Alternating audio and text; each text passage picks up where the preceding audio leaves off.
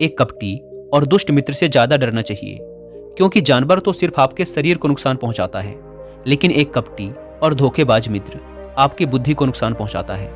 एक बुरा मित्र ही आपको ऐसी दशा मिला सकता है जहां आपको लगने लगे कि ये दुनिया बहुत बुरी है, अब यहाँ जीकर भी क्या फायदा है। और ऐसा तब होता है जब आपके साथ विश्वासघात होता है, आपको धोखा दिया जाता है। और धोखा भी उसी व्यक्ति को मिलता है जिसने दूसरे पर अंधा विश्वास किया हो। कभी भी हम किसी पर एकदम से भरोसा नहीं करते, भरोसा धीरे धीरे बढ़ता है, लेकिन एक समय आने के बाद यह भरोसा इतना मजबूत हो जाता है कि हम उस व्यक्ति के लिए अपने आंख, कान और दिमाग सब बंद कर लेते हैं। और फिर ऐसी स्थिति में ही हमारा सबसे विश्वास पात्र व्यक्ति हमें इतना बड़ा धोखा दे देता है कि हमारा दुनिया पर से भरोसा उठ जाता है और हम हर किसी को सबकी नज़र से देखने लगते हैं। असल में देखा जाए तो ये दुनिया धोखे पर ही चल रही है।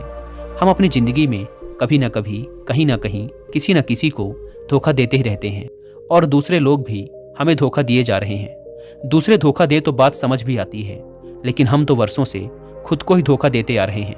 हम स्वयं को ऐसी ऐसी बातें समझा देते हैं जिससे हमें सच्चाई का सामना न करना पड़े और हम झूठी दुनिया में ही खोए रहें। धोखा या विश्वासघात दो धारी तलवार की तरह होता है। हमें लगता तो है कि हम सामने वाले को धोखा देकर उसे मूर्ख बना रहे हैं, लेकिन ये धोखे की तलवार आज जितनी गर्दन सामने वाले की काटती है, भविष्य में उतनी ही गर्दन हमारी भी कटती है। दोस्तों, आज के इस बौद्ध कहानी के माध्यम से जानेंगे कि हम खुद को धोखे या विश्वासघात से कैसे बचा सकते हैं, और वीडियो के अंत में हम ऐसी 10 निशानियों के बारे में भी जानेंगे जो एक धोखेबाज और झूठे व्यक्ति में पाई जाती हैं। एक युवा व्यक्ति बहुत ही क्रोधित अवस्था में पहाड़ी की चोटी से कूदकर आत्महत्या करने जा रहा था। जैसे ही वह पहाड़ी के शिखर पर पहुंचा, वह जोर से चिल्लाया, यह दुनिया इतनी बुरी क्यों है? यहाँ सब इतने स्वार्थी क्यों हैं? अब मेरे जीने का कोई फायदा नहीं।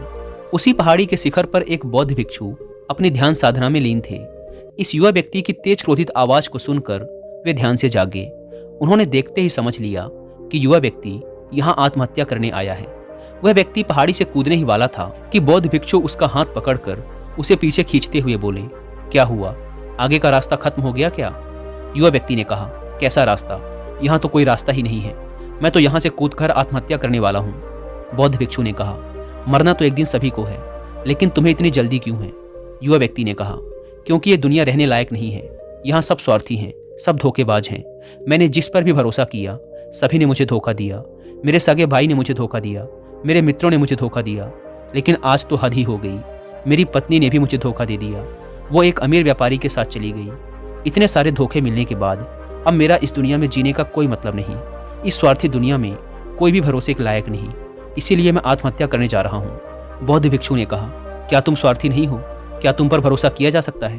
व्यक्ति ने कहा, मैंने आज तक किसी को धोखा नहीं दिया, किसी के साथ विश्वासघात नहीं किया। आप चाहो तो मेरे गांव में जाकर भी पूछ सकते हो। लोग ही अक्सर मेरा फायदा उठाते रहते हैं, लेकिन मैंने आज तक किसी के साथ बुरा नहीं किया। बौद्ध भिक्षु ने कहा, मैं तुम पर भरोसा नहीं कर सकता। तुम्हें मुझे ये सिद्ध करके दिखाना पड़ेगा कि तुम एक स्वार्थी व्यक्ति नहीं हो। व्यक्ति ने पूछा, ये सिद्ध करने के लिए मुझे क्या करना पड़ेगा? भिक्षु ने कहा, तुम्हें अगले 1 साल तक मेरे साथ मेरे आश्रम में रहना पड़ेगा। तब जाकर मैं जान पाऊंगा कि तुम एक ईमानदार व्यक्ति हो या फिर तुम भी दूसरों की ही तरह स्वार्थी और धोखेबाज हो। व्यक्ति ने कहा, ठीक है, मैं आपके साथ आपके आश्रम में 1 साल तक रहूंगा और खुद को सिद्ध करके दिखाऊंगा। बौद्ध भिक्षु उस युवा व्यक्ति को अपने साथ अपने आश्रम में ले आए और उसे अपना शिष्य बना लिया। अगले दिन सुबह होते ही बौद्ध भिक्षु ने उस नए शिष्य को अपने पास बुलाया और कहा, मुझे तुम पर भरोसा तो नहीं है, लेकिन फिर भी तुम जाओ और भिक्षा मांग कर लाओ। तब तक मैं तुम्हारे दूसरे गुरु भाइयों को शिक्षा देता हूँ। उस युवा शिष्य ने गुरु को प्रणाम किया और भिक्षा मांगने के लिए चल पड़ा। उसने आज से पहले कभी भिक्षा नहीं मांगी थी, इसीलिए उसे भिक्षा मांगने में बड़ी तकलीफ हो रही थी। उसके मुंह से भिक्षा के लिए शब्द नहीं निकल रहे थे। उसका अहंकार उसे भिक्षा मांगने से रोक रहा था, लेकिन उसके अंदर एक अहंकार और उमड़ रहा था, गुरु को गलत सिद्ध करने का अहंकार। इसलिए उसने भिक्षा मांगी और उस भिक्षा को लेकर वापस गुरु के पास पहुंचा। उसके हाथ में भिक्षा देखकर गुरु ने कहा, तुम कुछ तो भरोसे के लायक हो। मुझे लगा था कि तुम भिक्षा नहीं मांग पाओगे, लेकिन तुमने मुझे गलत सिद्ध कर दिया। आओ मेरे साथ मेरी कुटिया में चलते हैं, वहां मैं तुम्हें कुछ दिखाना चाहता हूँ। गुरु उस शिष्य को अपने साथ अपनी कुटिया में ले गए। वहां कुटिया में ऊपर एक मटकी लटक रही थी। गुरु ने मटकी की ओर इशारा करते हुए कहा, उस मटकी को देख रहे हो? उसमें जहर रखा हुआ है, और जहर भी ऐसा है कि अगर किसी को दे दो तो व्यक्ति बड़े आराम से मर सकता है और किसी को पता भी नहीं चलेगा कि उसकी मौत कैसे हुई। युवा शिष्य ने कहा, लेकिन गुरुदेव, आप ऐसा मुझे क्यों बता रहे हैं? बौद्ध भिक्षु ने कहा, मैं बस तुम्हें सावधान कर रहा हूँ कि कभी इसे गलती से खा मत लेना। कुछ दिनों बाद गुरु अपने शिष्यों के साथ एक जंगल से गुजर रहे थे। तभी कुछ जंगली लुटेरों ने अचानक उन पर हमला कर दिया। सभी शिष्य अपनी अपनी जान बचाकर इधर उधर भागने लगे, लेकिन ज्यादा उम्र होने की वजह से गुरु नहीं भाग पा रहे थे। यह बात उस युवा शिष्य ने अनुभव की और वह बहादुरी का प्रदर्शन करते हुए अपने गुरु को डाकुओं से बचाकर आश्रम तक सुरक्षित ले आया। आश्रम पहुंचकर गुरु ने उस शिष्य की सभी के सामने बहुत प्रशंसा की और कहा, तुम सभी लोगों से अच्छा तो मेरा यह नया शिष्य है, जिसने अपनी जान पर खेलकर मेरी जान बचाई और मुझे सुरक्षित यहाँ तक ले आया। आज से मुझे इस पर पूरा भरोसा है। उस दिन के बाद से हर सुबह जब भी गुरु उस शिष्य से मिलते तो उससे एक बात जरूर कहते, मुझे तुम पर पूरा भरोसा है। धीरे धीरे गुरु का उस शिष्य पर भरोसा बढ़ता चला गया और वह इतना बढ़ गया कि गुरु ने एक दिन शिष्य को अपने पास बुलाया और कहा, मेरा कोई पुत्र नहीं है, लेकिन तुम मेरे पुत्र जैसे ही हो। अब मेरी उम्र हो चुकी है, मैं बूढ़ा हो गया हूँ, इसीलिए मैं चाहता हूँ कि मेरी मृत्यु के बाद इस आश्रम की बागडोर तुम अपने हाथों में ले लो। शिष्य ने कहा, गुरुदेव, अगर आपकी यही इच्छा है तो मैं आपकी खुशी के लिए ये जिम्मेदारी भी उठाऊंगा। इतना कहकर शिष्य वहां से चला गया।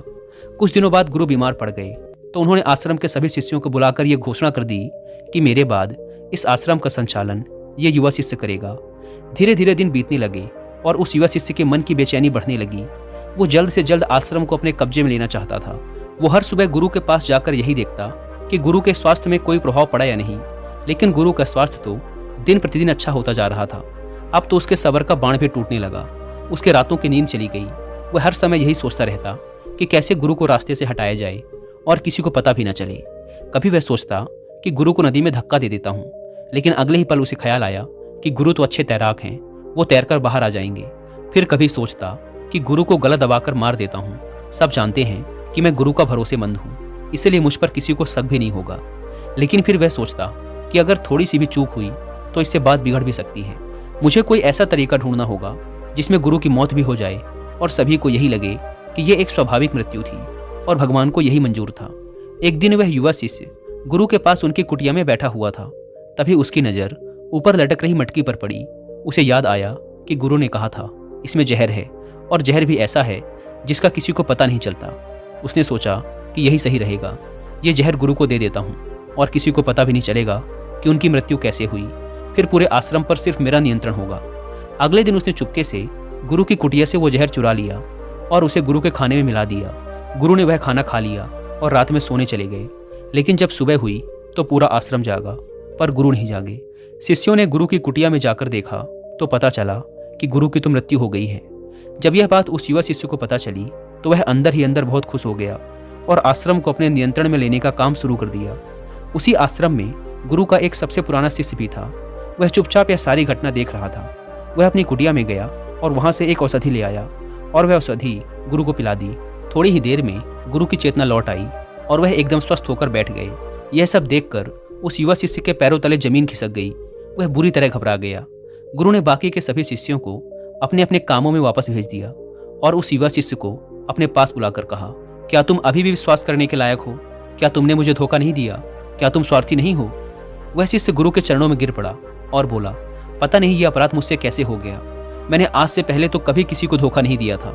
लोग ही मुझे धोखा देते आए हैं, लेकिन पता नहीं क्यों और कैसे मैंने आज आपको धोखा दे दिया।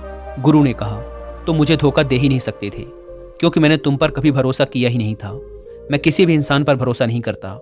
मैं केवल उसी पर भरोसा करता हूँ जो मैं अपनी आंखों से देखता हूँ। और मुझे तुम्हारे अंदर लालच दिखाई दे रहा था, और यह लालच भी मैंने ही तुम्हें जानबूझ कर दिया था, क्योंकि कोई भी व्यक्ति केवल 3 कारणों से ही किसी के साथ विश्वासघात करता है।